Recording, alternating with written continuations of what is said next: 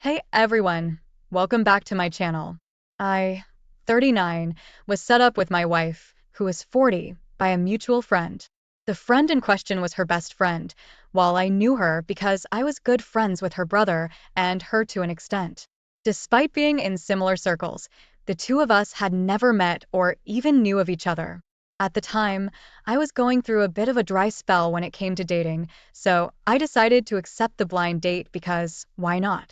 If it worked out, then great, but if it didn't work out, then so be it.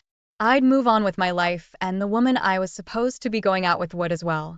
The date went well enough, and we agreed to go on a second date, followed by a third, a fourth, and, well, you get the idea.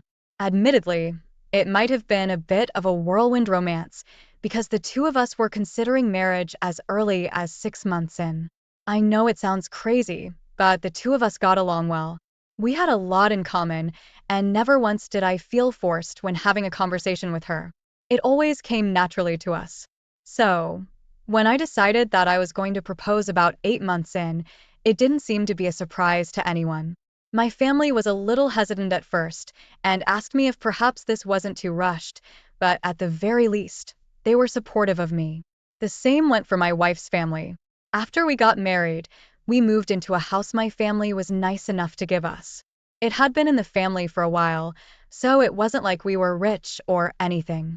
Whichever child managed to get married first is whoever got the house. It sounds cruel, but there were no hard feelings when it came to this plan from any of my siblings. The two of us moved into the house and started doing what all newlyweds did, build a life together. About a year after getting married, my wife discovered she was pregnant, and we then added a baby girl to the household.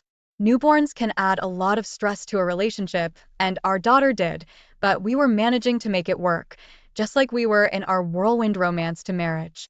When her best friend got married, the two of us started going out on double dates with the two of them. It was nice because my wife and I didn't exactly have a lot of married friends to hang out with. Thinking back, I realize we mostly had single friends, but that happens sometimes when you get married young. A lot of people choose to wait and get married in their 30s. I always got along with my wife's best friend, and her husband was no different.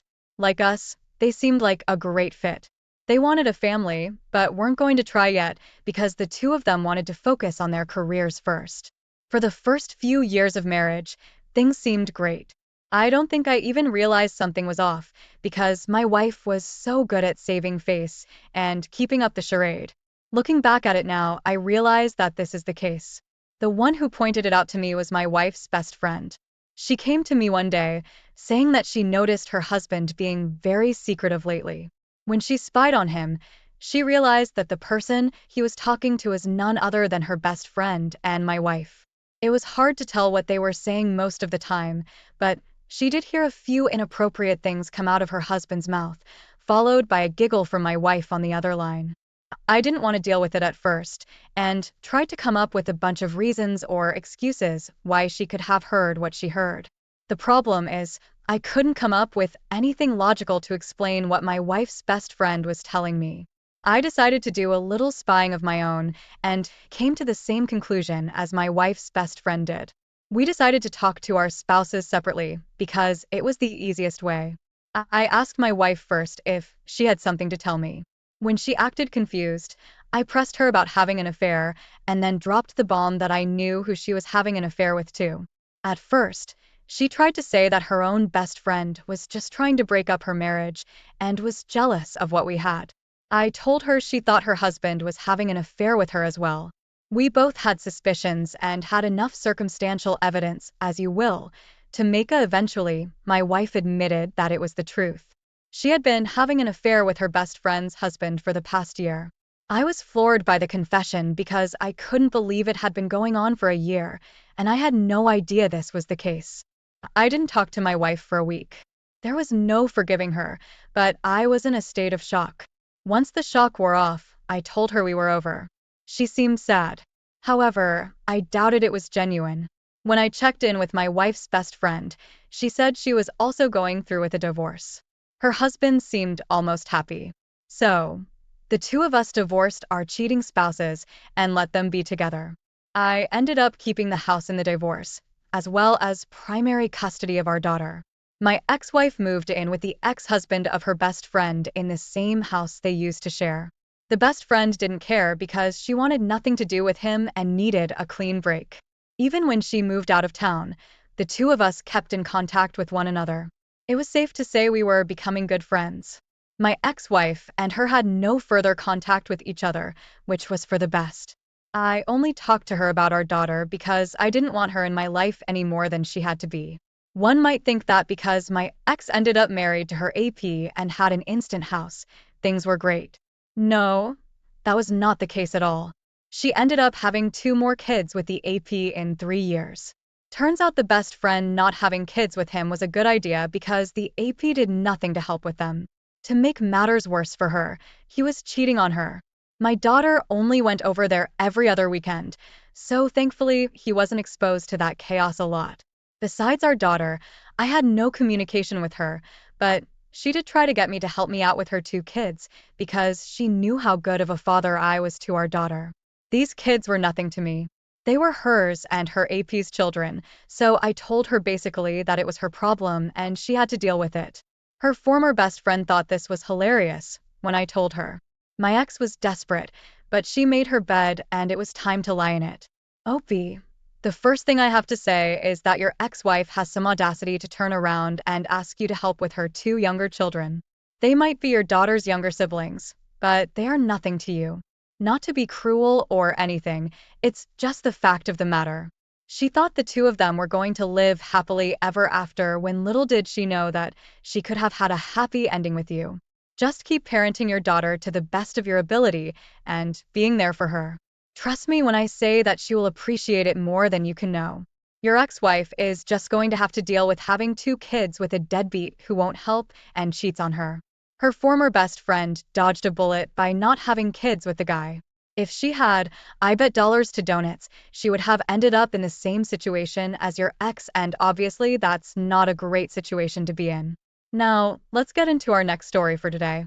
I, 50 male, thought that my wife, 50 female, and I had a pretty good relationship in the beginning. The two of us first met when we were in our early 20s in college. We struck up a friendship first before the two of us slowly started to date about 2 years into our friendship. Being friends with someone first is always a good idea because it's not like you don't know the person to an extent. However, dating someone brings a whole new level to a relationship, but that didn't happen with me and my wife. We shifted from friendship to romance pretty easily. The transition was so easy that it was almost a little scary. From there obviously came marriage. We dated for a few years and then decided it was time to get married. It was a mutual decision that saw us having a medium-sized wedding. Thankfully, both sets of parents were ready to help give some money towards the ceremony. Over the years, we bought a house and started having kids. We had our son followed by a second son 3 years later, and our last child 4 years after our second son. The last child was a girl. My wife was a good mother when they were younger, but once the kids got out of the toddler stage and began to grow into their personalities, she seemed to lose interest. It was like she was only good with them once they were in the baby and toddler stage because they needed her more. This was at least my mindset. It wasn't like she still wasn't a mother to them, but they always went towards me once they were old enough. If they needed something, Dad was the one who was going to do it. While I wasn't happy with it, this was just the way things happened to end up being in our household. By the time we hit our late 40s, our marriage was estranged. The youngest child was starting middle school with the oldest being at college already. Our middle child would be going to college sooner rather than later. So that was another milestone we were getting too soon.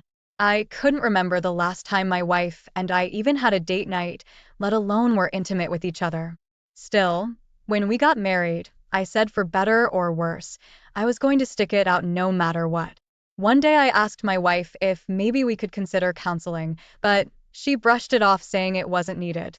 It was by the time we were reaching the age of 50 that I was starting to get dejected with the whole situation. I wasn't happy, but I still wanted to try to have a genuine relationship with my wife. We had been through so much and had 3 children together. That seemed something worth fighting for. However, my wife had different ideas. Anytime I tried to get us to talk, she would rebuff me. Then I had to sit down and analyze her behavior. I wanted to try to figure out what was going on with her, but no matter how hard I tried, I couldn't figure it out.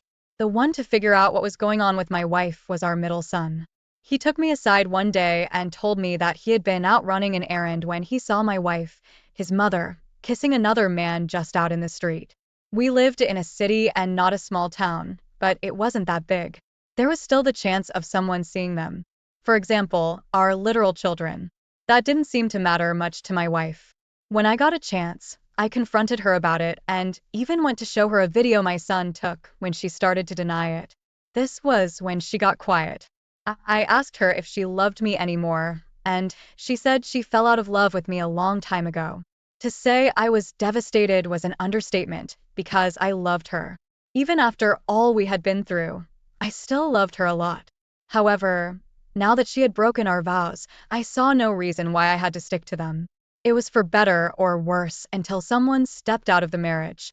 I'm sorry, but there was no coming back from that at all.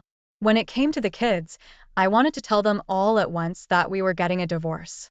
My wife and I got on a group call and told them. They weren't surprised because our middle son had already told his other two siblings that he had found their mother cheating. Sides were picked and they picked mine. My wife accused me of trying to turn the kids against her, but I reminded her that she did that all on her own. It was her choice to cheat and break up the family, so she had no one to blame but herself. The divorce was a bitter one. It was decided we'd sell the house and each take half. Honestly, I didn't even want it anymore. There were too many memories in the house, most of which I didn't want to remember. Once the divorce was final and the house was sold, I got a condo with my half of the money that was close to my oldest son who was starting a family of his own with his girlfriend. They weren't pregnant yet, but were trying, and I was very excited. My kids completely cut my now ex-wife off. She was angry, but she had begun pulling away from them ages ago, so I don't know what else she expected. Throw in the fact that she cheated on me, and it was safe to say our kids wouldn't want to be involved with my ex for a long time, if ever. She moved on with the AP as I expected. He was unknown to me, but I guess they had been neighbors when they were younger. Thanks to Facebook, they were able to reconnect before engaging in an affair about a little over a year before we divorced officially. To no one's surprise, the AP ended up cheating on my wife. In response, my wife got drunk, jumped in her car, and attempted to drive to his house, but ended up being caught on the way. The result? She was charged with a DUI. I was shocked at this behavior because she had never done such a thing while we were together. I honestly didn't feel any pity for my ex because she had done it to herself, after all.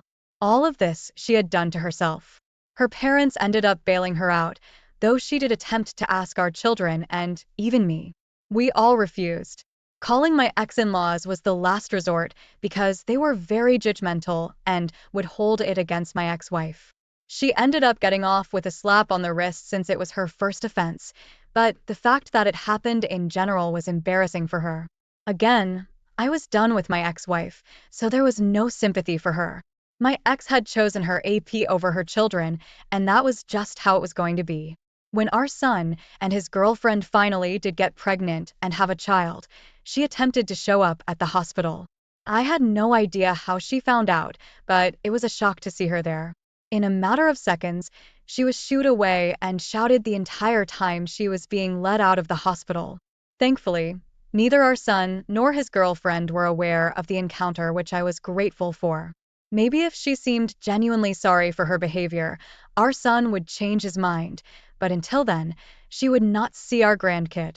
Opie, I do admire you for trying to work on your marriage, even when it seemed like there was no hope. You truly did believe in your vows, because I also believe when you do get married, it's for life. Unless, of course, something happens such as cheating. You did what you had to do, and I'm glad your kids had your back.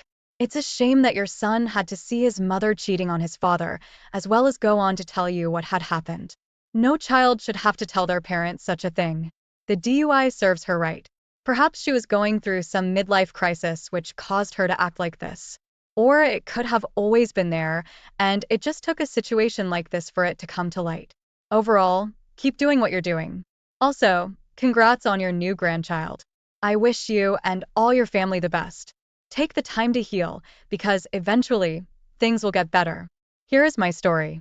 I met my wife, Catherine, in high school. We met a day before prom night. Neither of us had dates, so we decided to go together. She was the most beautiful girl I had ever met. That's where we hit it off. We dated for 5 years before getting married at a young age. My wife had a drinking problem, and she was once caught up in a drink and drive case, but I took care of her, and she recovered. We were always the so-in-love couple in our family and friends. 1 year into our marriage, we welcomed our boy, Adam. We were a complete family, everything I ever wished for. The only thing lacking in our life was that I didn't earn well. I worked at a government organization. Although it didn't affect me, my wife sometimes complained about not having good things. She wanted me to take bribes and be rich overnight, but it wasn't the life I wanted. My wife was from a middle-class family, but she liked expensive things. She was beautiful. She knew it and was proud of it. She had a huge social circle of rich friends. She often went to their parties wearing borrowed clothes or clothes she bought from expensive shops that she would return the next day. She was a wannabe. Nevertheless, I loved her with all my heart, and she loved me too until one day I took my wife to an office party. We got ready, and instead of going by the tube, my wife insisted we call an Uberlux. We obviously couldn't afford an Uberlux because of its high prices. My wife argued that the dress she bought would get ruined if she wore it on the tube, and she wouldn't be able to return it. She became upset, and this wasn't what I wanted. So I convinced her we could order an Uber ride instead of an Uberlux. When the car arrived, my wife seemed irritated. She told me I would be cheap forever. I tried to cheer her up on the way, but she remained frustrated. My wife suddenly held my hand and laughed as we entered the party. It was one of the things I didn't like about her. Her fake laugh. It irritated the hell out of me, but I still tolerated it because I loved my wife. She was stunned by how fancy the party was. There was expensive wine and dishes everywhere. My wife had a few drinks, and I stopped her before she could have any more and get out of control. She had a drinking problem since she was a teenager and was once charged with a drink and drive case. My wife pointed out how luxurious the dresses of other women were. She started complaining about her dress, and I told her she was the most beautiful woman at the party. My wife wasn't impressed by my compliment. My wife wanted to go home, but I told her to wait a little longer as I wanted her to meet my boss. She wasn't interested, but I insisted, and she decided to stay. I saw that my boss was free, so I took my wife to meet him. My boss James is usually dry, but he was surprisingly happy when he saw me and my wife. It was a little weird, but I thought it might be because it was a special occasion. He greeted me and my wife and started talking. He joked that he didn't know I had such a beautiful wife. I counted it as a compliment, and my wife was pleased. She loved being praised. We three were talking when one of my coworkers called me. I excused myself and went to meet him. After a while, when I came back, my wife told me she invited my boss to dinner tomorrow. I was glad about it. It was a good gesture. The next day, my wife got up early and started cleaning the house. It was nothing out of the ordinary. My wife came from the dressing room wearing a deep neck dress that I bought for her for our anniversary, which was next week. I asked her why she wore the anniversary dress today and that it was a little revealing. She sounded irritated, told me this was more important than our anniversary, and told me not to be so conservative. She said a rich man was coming to our house, which could bring many opportunities. At dinner time, my boss came with gifts. My wife served us dinner, and after that, my boss took one of the gifts out and opened it. It was a locket for my wife. My wife was overjoyed. She thanked him and instantly took off the locket I gave her on her birthday and wore that locket. I felt sad that my wife preferred an expensive locket over the locket I gave her. My boss brought a watch for me too, and thus it wasn't suspicious that he got an expensive gift for her. After my boss went home, my wife was all praises about him. I agreed that he was very generous.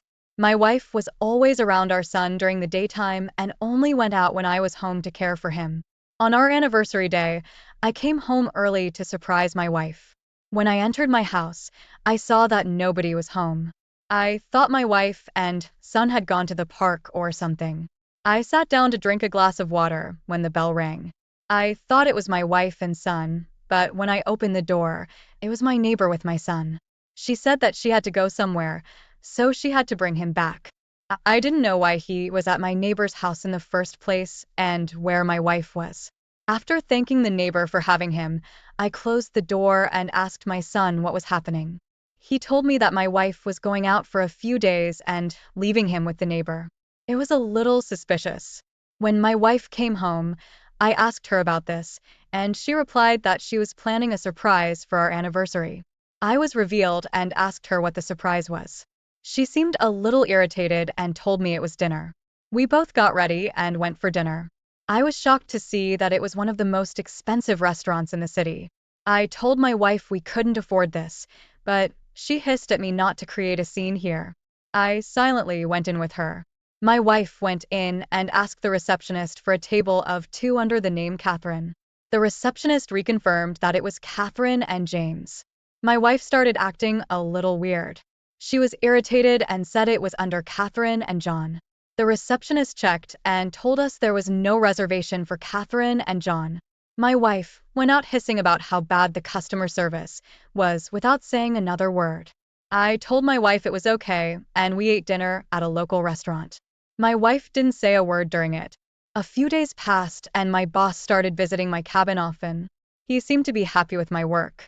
One day he called me into his cabin and told me he wanted to invite me to dinner at his house on Sunday.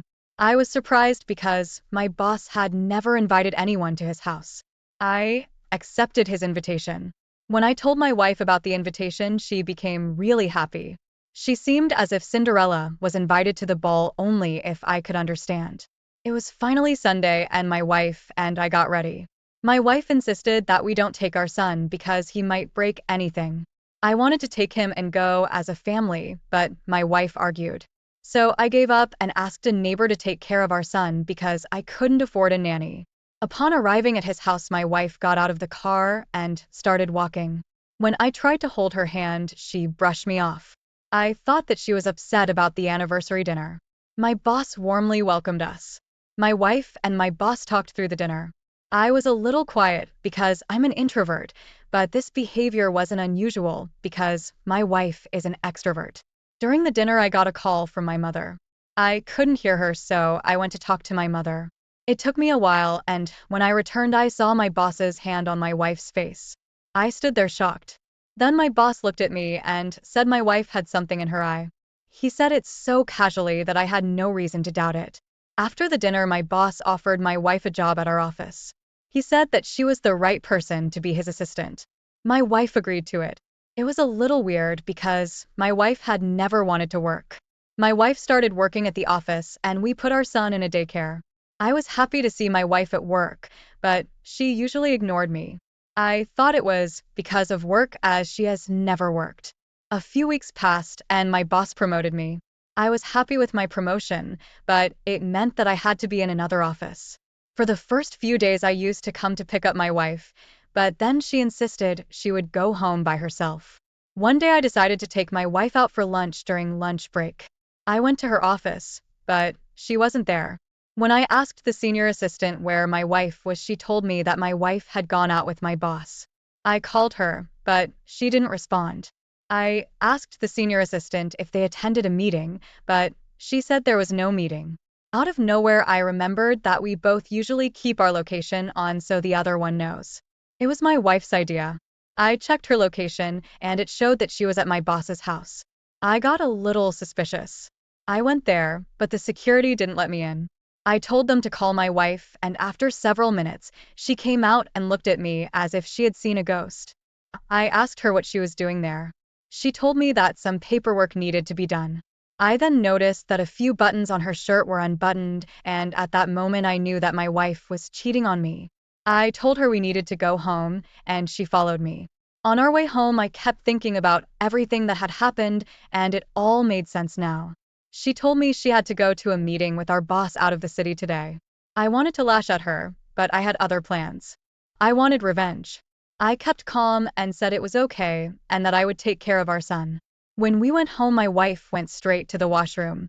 I wanted to confront and shame her, but before I could do that, I wanted revenge. I took her phone and typed in the PIN. To my surprise, my wife hadn't changed the PIN. I quickly looked at her messages and saw that she was texting my boss. I took screenshots of their texts and then quickly sent them to me. I then deleted my chat from her phone. Out of curiosity, I scrolled and discovered they had intimate photos together. I wonder how long all of this has been happening. Rage overpowered me. I also sent myself those photos and threw my wife's phone on the wall. She came out of the washroom and I lashed out at her. I confronted her and she started pleading, but I pushed her away. I told her she'll now know what it feels like to be broke. I stormed out, drove straight to the office, and showed HR the evidence of their affair. The company had strict rules, so they instantly took action. I was given a bonus for getting them caught. The company fired them, and I filed for divorce. In court, my wife tried to get custody of our son, but I had evidence that she had a drinking problem, and thus the court decided in my favor, and I got my son's custody. However, my wife was allowed to meet him on weekends under my supervision. My son said he was glad to be with me because his mother avoided him and never listened. I was furious at her. She was indulged in lust that she ignored her child, my son. But things got better and me and my son lived together happily. Few months passed and I dedicated all my attention to work. I got a promotion and was now at my boss's position. I had everything he had and what my wife wanted. Somehow my wife came to know about this. When she came to meet our son on weekends, she tried to seduce and win me over, but I was done with her games. My wife lost all her friends and now lives in a shabby apartment and couldn't get a decent job because of her previous records. Opie, first of all, I want to say that you didn't deserve what happened to you. Even if you are not rich, I think you have a heart of gold.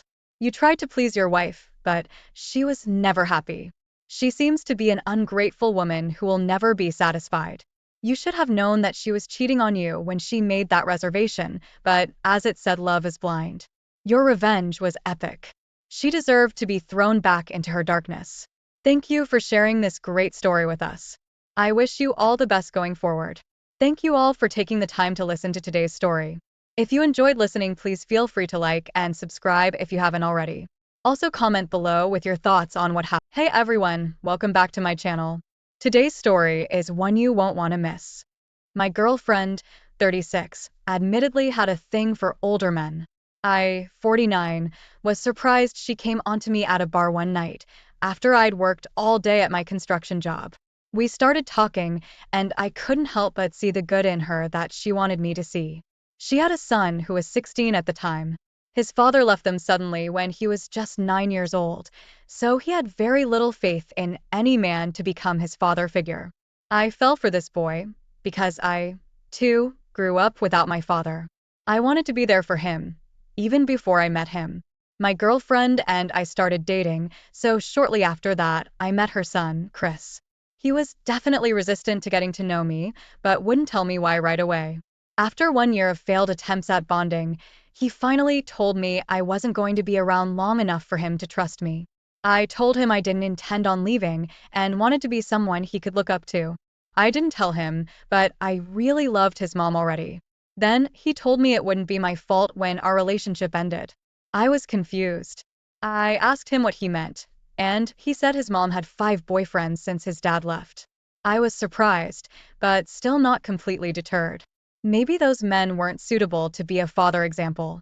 Now I realize I was just defending the woman I fell for, without knowing her all too well. I decided to talk with my girlfriend about it. She came off as defensive, reminding me that she said her son didn't trust any man. When I told her he said it wouldn't be my fault, she didn't have a response for that. A part of me could tell she was plain dumb and just blaming her ex for her son's fears, even though that might not be why. I decided to stick around, believing I could prove this negative premonition wrong. Honestly, I cared for her and her boy so much, sometimes I wonder if my heart is too big. Chris and I did manage to have several deep talks and bond with each other. I took him wherever he wanted to go and gave him honest answers I would have craved as a teenager without my father. Then, one day, everything came to a screeching halt. Chris barged into the house crying and yelling for me, followed by his confused mother. He quickly told me that what he warned me about had happened. Before his mother could interrupt or have any idea what he was going to say, he said he saw his mother having sex with his teacher. Then he added, "This is what he warned me about 2.5 years ago." His mother, and I gasped. He continued by saying she thought he was going to his friend's house after the parent-teacher conference, but he felt like he needed to stay for some reason. He waited in the car for her to come out. When she didn't come out of the school, he went back in and peeked through the skinny window in the door of his classroom. Even though they turned off the lights to make it dark, he saw them in the corner of the room. My would-be stepson then said, now that I knew the truth, I could kick them out. He was used to it and said he didn't need me or her. He went upstairs to pack, and his mom stepped in to quietly tell me he didn't see what he thought he saw. Her face was red, and she just looked desperate for me to believe her lies. She started crying, and I didn't say anything and just stared at her. She told me again that it wasn't true, but her son heard her and asked if she was calling him a liar. She screamed that this was adult business, and it was none of his concern.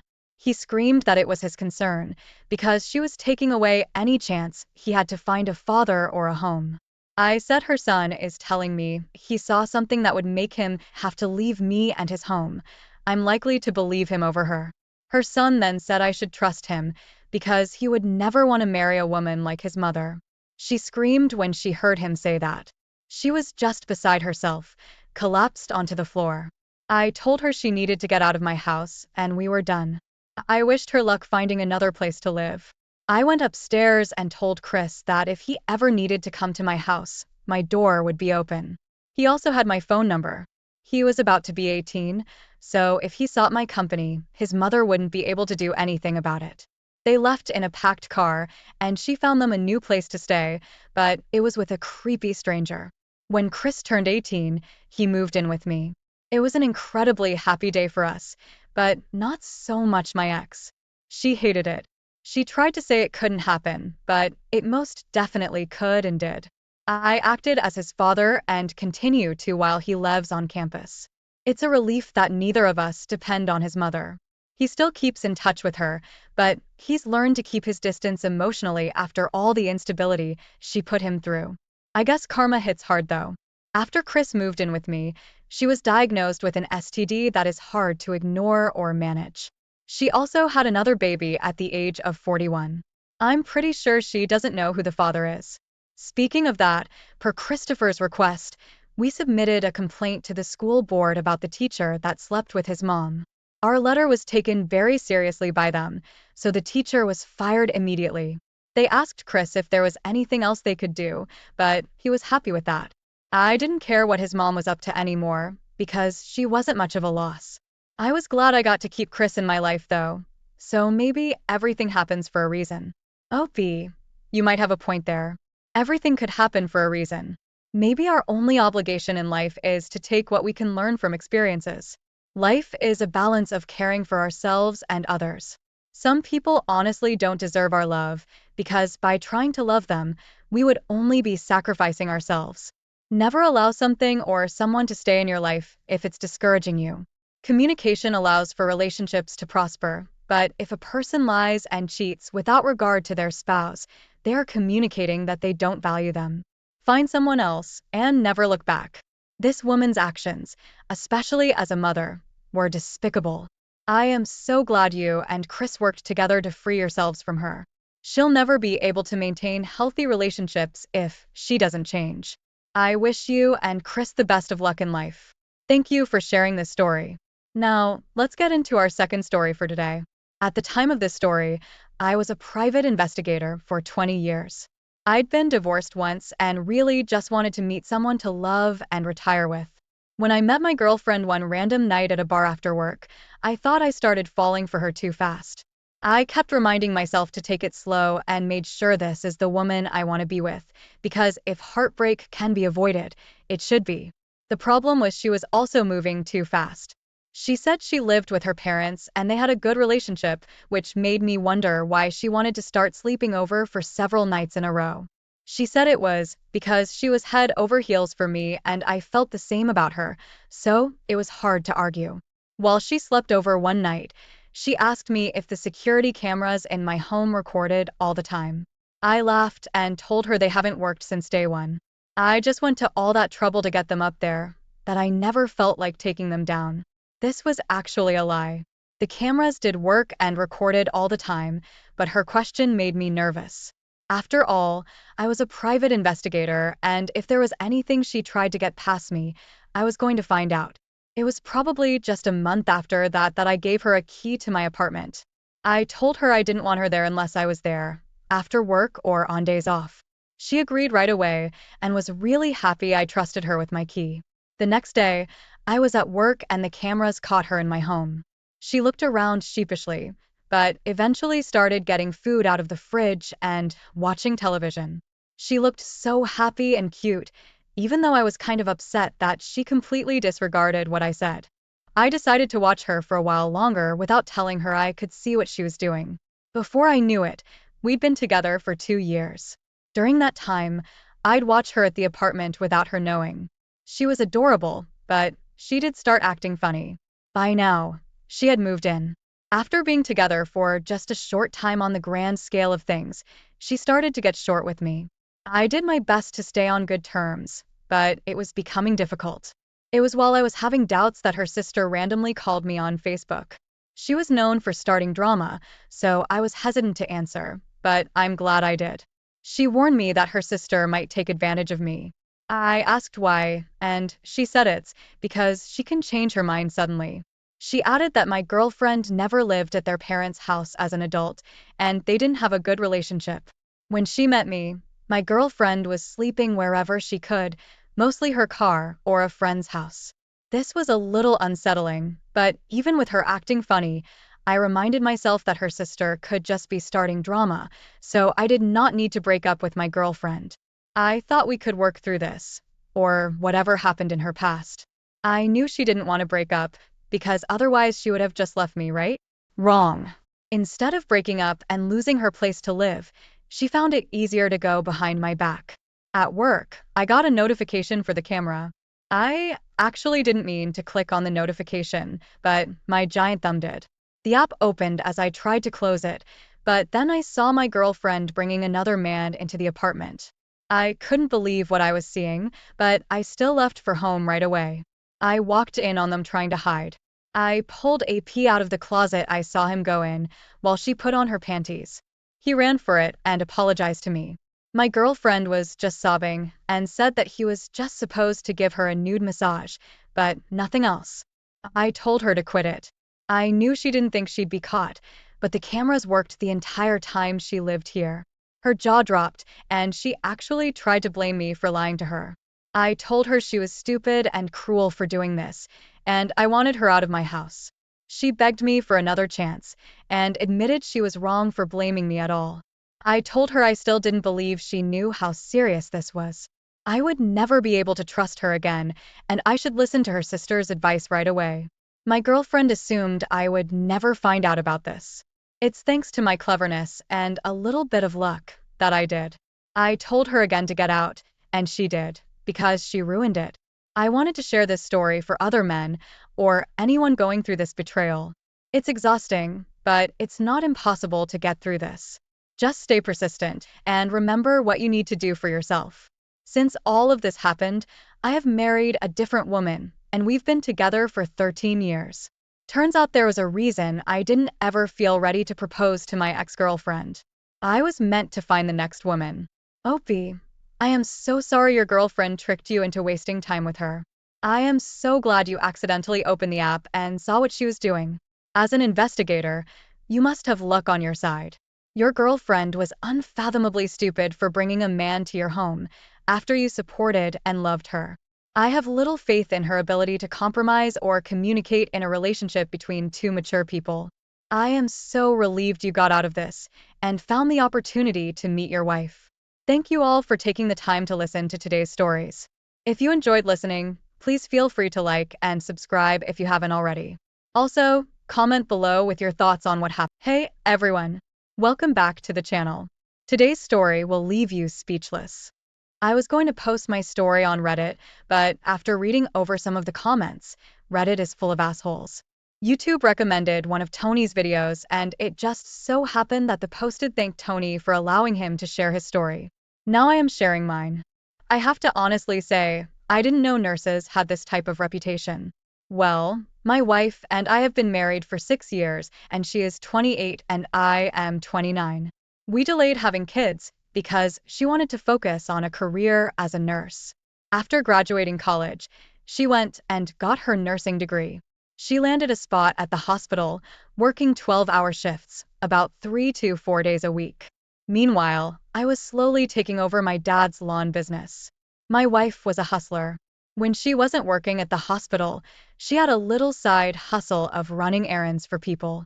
She advertised on Facebook Marketplace and Craigslist, and she did pretty well at it. Between her nursing job and her side hustle, she was making about $80,000 per year after about the second year.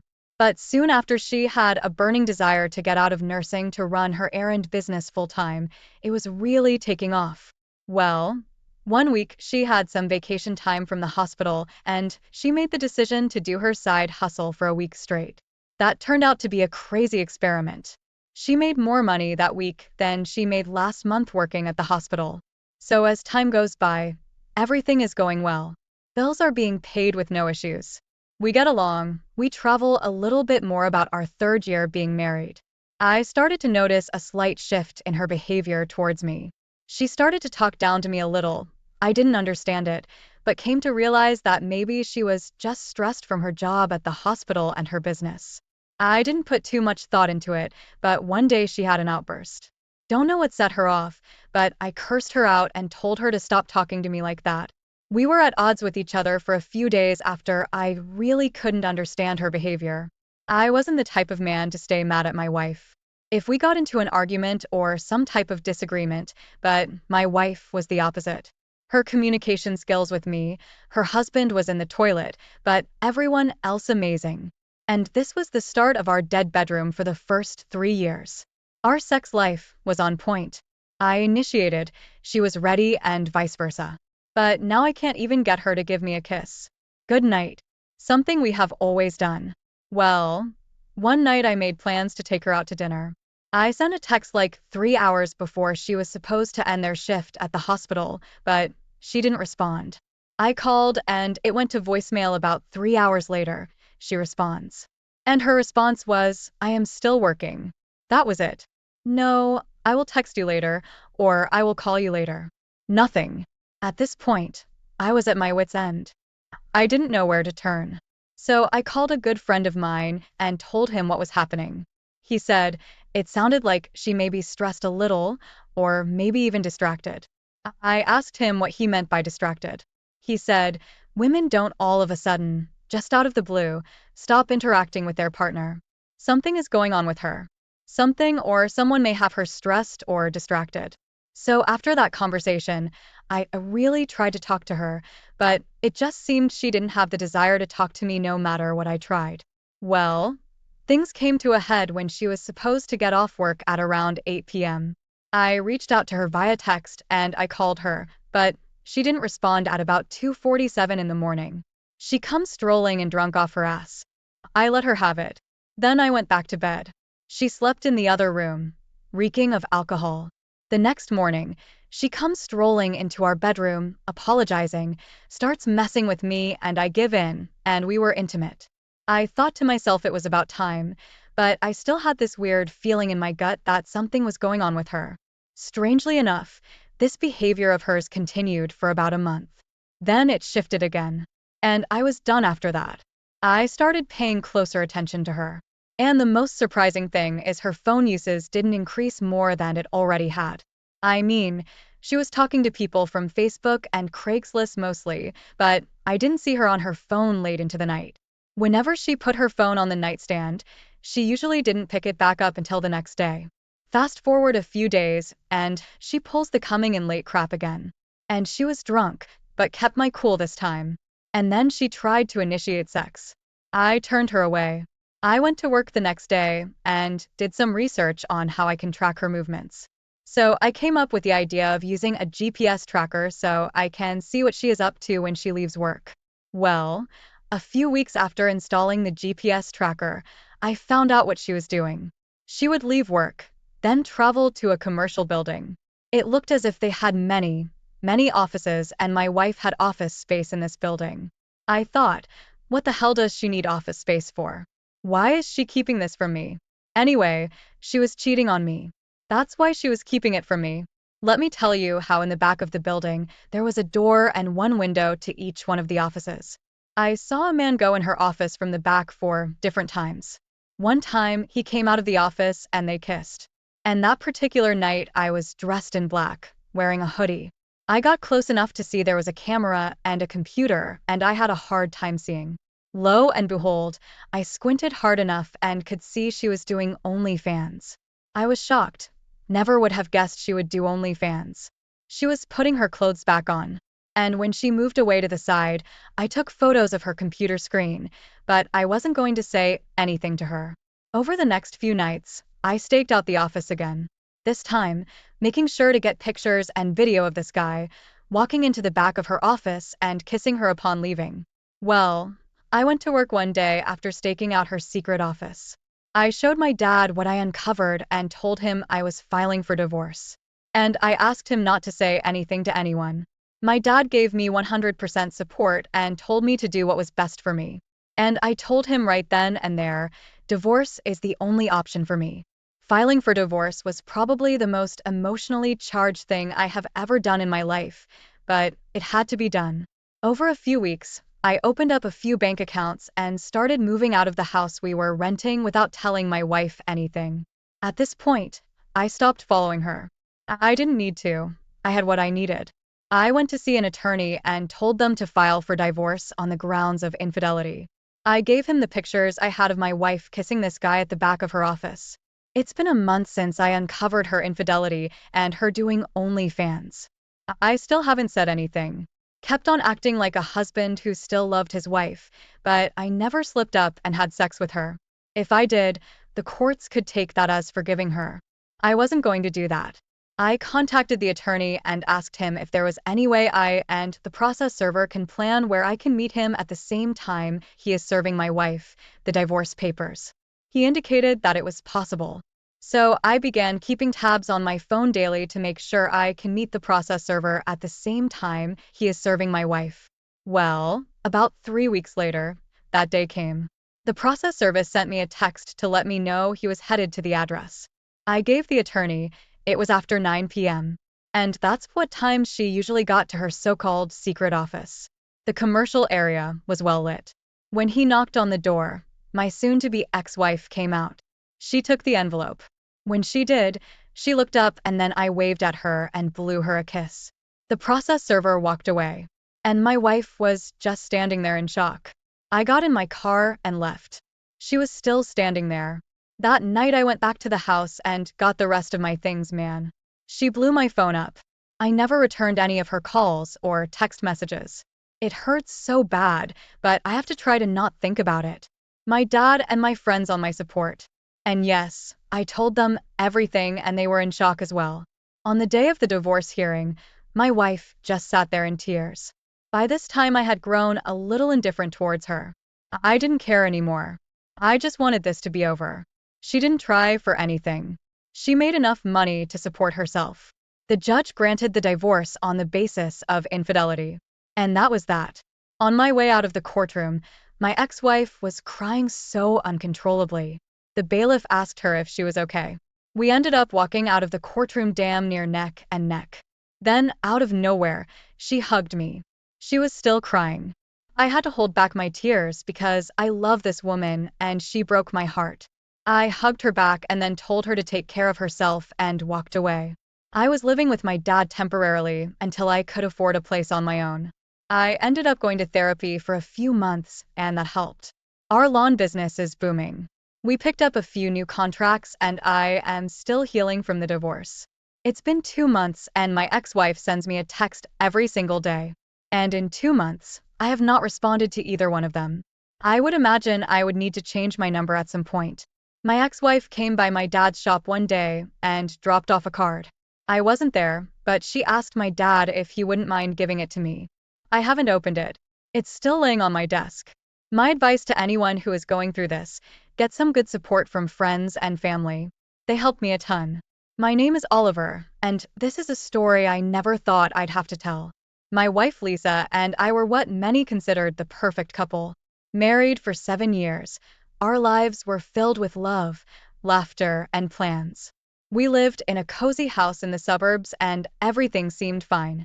The only thing that changed was when Lisa decided to join a local gym in pursuit of a healthier, more active life. I fully supported her. We were expecting that this choice would change our lives forever. For the first few months, everything was great.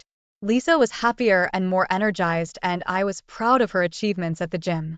Evenings were filled with conversations about her new friendships and what she learned in fitness classes. However, as time passed, I began to notice small changes that, at first, I could not identify. She started spending more time at the gym, justifying that there were extra classes or special training. Her workout clothes became more fashionable, and she began to pay more attention to her appearance before leaving the house. Sometimes she mentioned dinners with gym friends after practice, and although I believed her, an uncomfortable feeling began to settle in my chest. I tried to convince myself that it was just jealousy or insecurity on my part. After all, Lisa had never given me any reason to be suspicious, but over time, those early signs became impossible to ignore. She was on the phone longer, sometimes laughing at messages she didn't share with me. When asked about her days, she became evasive, giving vague answers. The intimacy between us began to wane, and I felt more and more like a stranger in my own home. The looks exchanged, the change in her habits, and the long phone conversations with people I'd never met began to weigh on my mind. The trust one had in Lisa began to falter, and the need to understand what was going on became an obsession. It was then that I made the decision to investigate further, to find out if my mind was playing tricks on me or if there really was something wrong. I trusted Lisa, but something in the back of my mind told me I needed to act. With distrust taking over me, I started to pay more attention to details. The different perfume on Lisa's neck, the new sparkle in her eyes, the smile that seemed to keep a secret. Every gesture, every word of hers came to be scrutinized. I decided I needed to know more about these gin friends. I tried to be casual when asking questions, but Lisa seemed elusive. There was one name in particular that came up frequently, Tom, a sparring partner she said was just a friend. But why then did her face light up so much when she spoke of him? Gradually, my suspicions turned into an open wound. I spent sleepless nights turning over in my mind every conversation, every look exchanged between them that I had witnessed. The puzzle pieces started to fall into place, but I couldn't believe what I was seeing. I started checking her cell phone when she wasn't around looking for some clues. With each harmless message I read, I sighed with relief, but the restlessness did not leave me. My actions made me feel small and invasive, but I couldn't stop. The need to know the truth was like a flame consuming my insides. I decided to follow Lisa on one of her dinner nights with her friends. I parked at a safe distance and watched her walk into a restaurant. She was stunning, dressed in a way she hadn't worn with me in months. Tom was there, of course, beaming as he welcomed her. I watched them for hours, watching them laugh, touch each other lightly, exchange glances that went beyond friendship. I felt the ground open up under my feet. The suspicion had come true, but it still wasn't enough. I needed hard evidence, something irrefutable. The pain I felt was overwhelming, but the determination to discover the complete truth was even stronger. The investigation was just beginning, and what I was about to discover would be painful and full of surprises. The breakthrough didn't come all at once, but in parts, like a slow, painful symphony that played louder and louder. I was determined to uncover the truth, but each step seemed to drag me deeper into pain. I started by hiring a private detective, explaining my situation and what I suspected. He looked at me with those eyes already used to cases like mine, promising discretion and professionalism. The weeks that followed were a real torment. With each detective update, my heart sank a little deeper. Photos of Lisa and Tom together in different places, secrets shared, messages exchanged with words that weren't just friends. I got lost between reality and imagination, recreating in my mind the moments they had shared. The pain was almost physical, a dagger slicing through me, and the love I felt for Lisa began to be overshadowed by the betrayal. The detective got an audio of a conversation between them where they spoke openly about their relationship and how much they were in love with each other. Her voice, so sweet and familiar, saying those words to another man was the final blow. I was devastated, but I still had to face the worst part, the confrontation. How could I talk to her about everything I discovered without completely breaking down? The revelation of Lisa's betrayal left an open wound in my soul.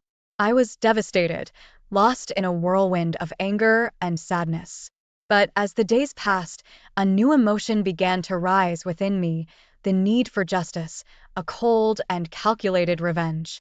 Upon further research on Tom, I discovered that he was married.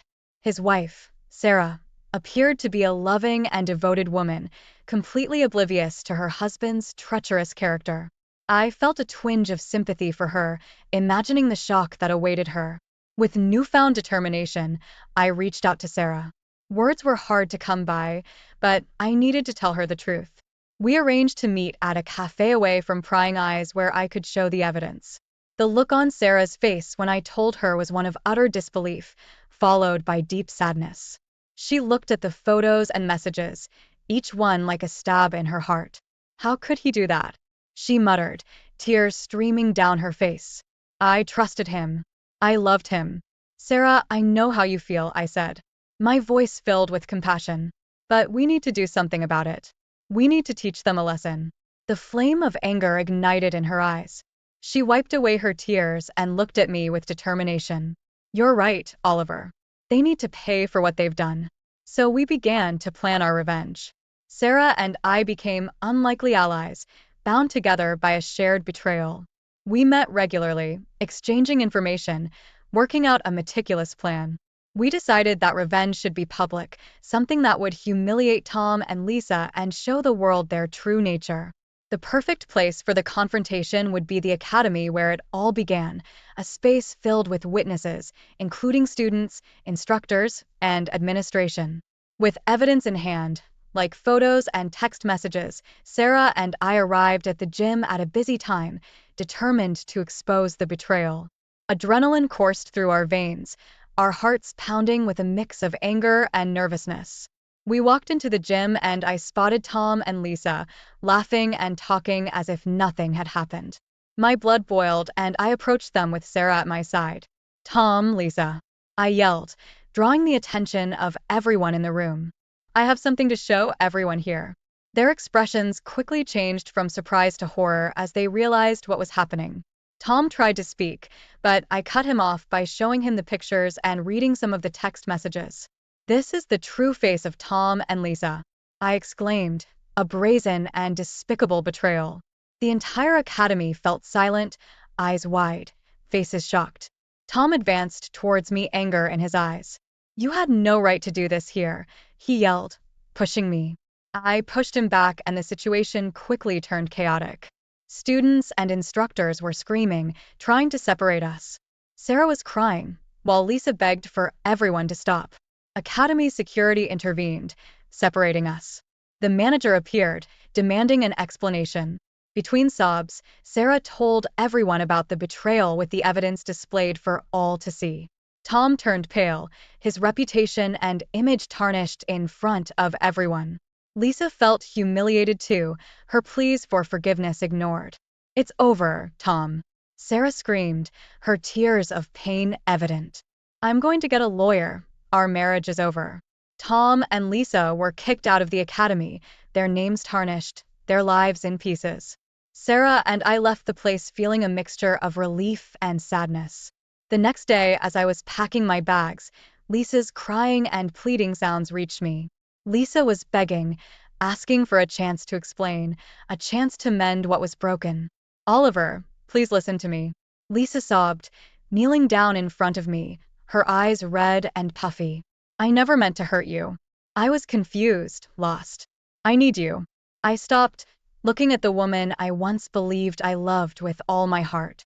The pain in her eyes was real, but the betrayal was a deep wound, something I didn't know I could heal.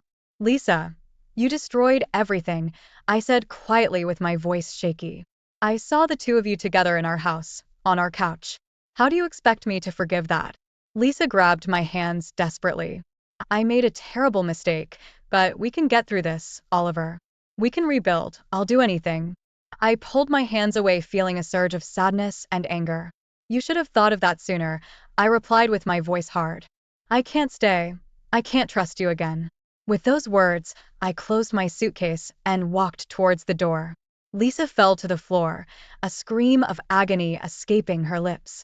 Oliver, please don't leave me. Lisa screamed. I stopped for a moment, looking back. The sight of Lisa defeated and desperate broke my heart, but I knew I had to be strong. I had to move on. I'm so sorry, Lisa, I said with my voice breaking, but that's over. That was my story. I found out my ex-wife cheated on me with a guy she met at the gym. What would you have done in my place? Would you also have confronted them in front of everyone? If you found out about your wife's cheating, would you forgive your wife? I didn't forgive. Thank you for watching. Like, comment, and subscribe if you enjoyed the video. Until next time, I'll see you again.